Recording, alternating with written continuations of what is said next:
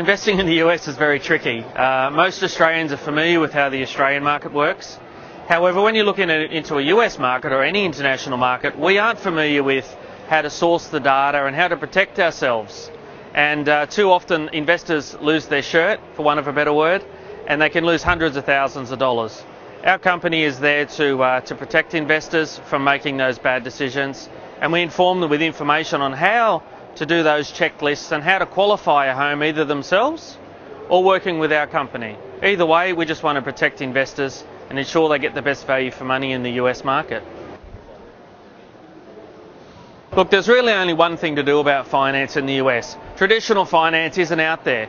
There's a lot of people that spruik that finance is available, but I say to any of those guys, show me a bank that will give you traditional finance at 4%, which is what the US interest rate is at the moment. It's just not out there. 14%, maybe 16%, hard money with a 5-year balloon. Australian investors don't want to get into that. They really don't. You need to either be using your self-managed super fund, which, based on independent advice, you can invest in the US market doing that, or use equity in your own home or another investment property that you might have, or pull those few dollars that you might have under your mattress at home and have a crack. I mean, look, this is going to set you up for long-term return in both equity and cash flow.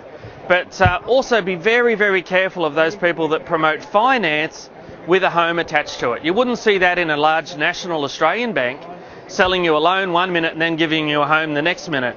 Always get your home independent of any finance. And I just have to stress that because there are people in the market that will sell you a flipped home for 100 grand. It's only worth 25,000.